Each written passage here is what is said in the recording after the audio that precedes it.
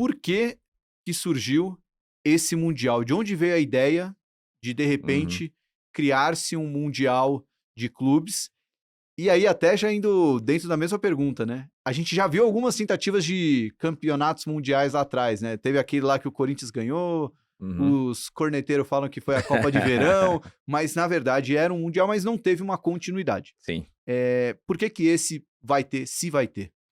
Cara, antes de tudo, legal, né, agradecer o pessoal que assiste a gente aí também pelo melhor resultado que a gente teve aí em junho e interessante essa conclusão, né, acho que a turma tá realmente interessada em saber sobre finanças de clube, foi um mês que a gente passou 100% dedicado a analisar Exato. balanço e chegar nas conclusões de onde o mercado do futebol brasileiro tá em termos financeiros, então, falando em entender o que tá por baixo, né, ou por trás do futebol em termos financeiros, a gente trouxe o mesmo conceito aqui pra Copa do Mundo de Clubes. E eu gosto do local por onde você sugeriu da gente começar, porque é um pouco. Você entrevistou o Daniel Goldberg aqui algumas vezes, e acho que na primeira vez que ele veio, eu absorvi uma frase dele que é muito verdadeira para você analisar algumas coisas, né? Assim, não é o que está acontecendo, é por que está acontecendo. Uhum. Né? Por que isso daí é interessante ou não é interessante, ou é uma boa oportunidade.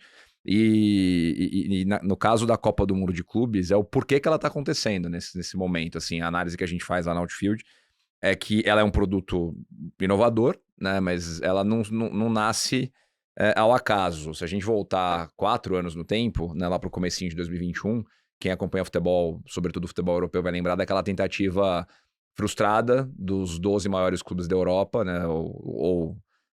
Alguém pode discordar ali, né? Tinha o Tottenham entre os clubes e tal, né? Isso foi polêmica na época, mas 12 dos principais clubes do mundo, dentre eles Real Madrid, Barcelona, Manchester United, City, etc., se juntaram para criar o que seria a Superliga Europeia, né? A European Super League de clubes, que invariavelmente ia esvaziar a Champions League, né? Então veio Uhum. aquele anúncio em abril de 2021, quem acompanhou na época vai lembrar, vários protestos de torcedores, né? A torcida do Liverpool protestando na frente do estádio, torcida do Manchester United, idem, torcida do PSG, então isso criou um ruído grande no contexto do futebol europeu, tanto que a UEFA se mexeu rapidamente para abafar aquele movimento, e como derivada disso veio a reforma no formato da Champions League, né? Então, esse último ano, na temporada 24-25, a gente teve uma nova forma de disputa da Champions League, com aquela primeira fase de liga, né, como eles mesmos chamam, os clubes se enfrentando em diferentes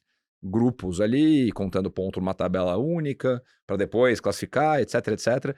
E no fim tudo isso aconteceu, essa reforma de produto, porque esses 12 clubes se juntaram lá atrás porque queriam mais dinheiro.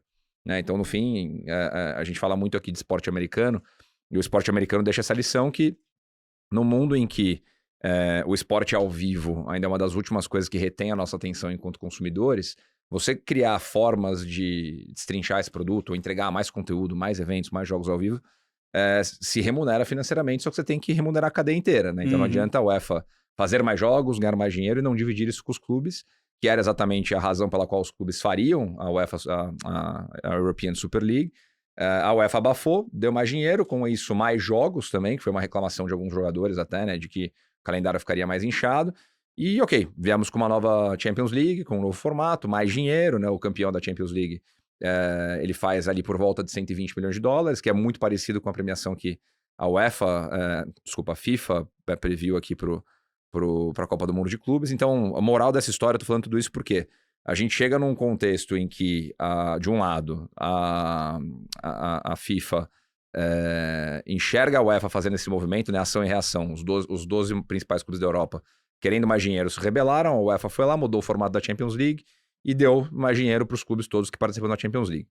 Em paralelo a isso, a gente tem uma FIFA que, na visão do Gianni Infantino, presidente da FIFA, ela é um estado em expansão. Né? Desde que ele assumiu a presidência da FIFA, basta a gente ver os pequenos, grandes ajustes que ele fez no produto Copa do Mundo de Seleções. Né? Então a gente tem hoje uma Copa do Mundo de Seleções que vai em 2026, também nos Estados Unidos, para a primeira edição com 48 seleções. Né? Tem até as brincadeiras aí da seleção brasileira poder se classificar em sexta, sétima, na eliminatória de 10 times aqui na América do Sul, porque a gente vai ter 48 clubes, 48 seleções, perdão, na Copa do Mundo. Isso vai criar uma Copa do Mundo maior, com mais jogos, né? Para botar mais jogo na rede, na grade de televisão, atrair a atenção do consumidor, patrocinadores, etc. Então, A visão do Infantino, e ele falou já sobre isso publicamente, ela é expansionista nesse sentido de ter mais futebol num mundo mais globalizado, de trazer mais seleções, etc., falando do mundo de seleções. Então, aumentou a Copa do Mundo em termos de partidas e formato de disputa, e também aumentou a Copa do Mundo em termos geográficos, né? Se a gente olhar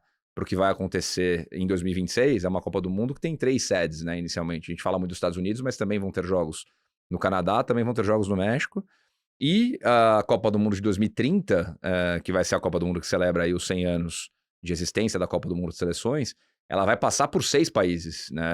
É um pouco uma maluquice a gente falar isso, mas ela vai ter jogos na Argentina, no Uruguai, no Paraguai, no Marrocos, em Portugal e na Espanha, né? Então a gente tem uma Copa do Mundo itinerante, passando por diferentes lugares, com 48 seleções, vira meio que um festival itinerante de futebol de seleções.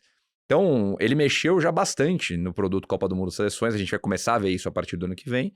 E aí, quando ele vê, voltando ao ponto número 1, a UEFA se mexendo para mexer no produto de clubes dela, que é o maior produto do futebol mundial, ele enxerga uma oportunidade e fala, cara, talvez eu tenha um caminho, eu, FIFA, que nunca dialoguei com clubes no formato de competições, né, eu regulo o futebol inteiro em nível global, mas eu nunca tive um produto grande proprietário. Eu tenho, sim, o meu Mundial de Clubes, que lá atrás foi o aspas, né, para nenhum corintiano ficar bravo com a gente, o torneio de verão, que foi, sim, reconhecido como título mundial, depois reformatou a Copa Intercontinental para a partir daquele ano que o São Paulo ganhou em 2005, virar aquele formato com 7 clubes e vindo até agora, até criar o que a imprensa está chamando aí de Super Mundial de Clubes, né, a Copa do Mundo de Clubes agora, justamente para atacar a UEFA ou se posicionar versus a UEFA no momento em que a UEFA vinha um pouco fragilizada e a UEFA deu a resposta para os clubes. Então hoje, todo esse movimento que a FIFA fez é sim um movimento de se posicionar como grande dona do futebol no mundo inteiro e começar a penetrar o futebol, de sair do futebol, só do futebol de seleções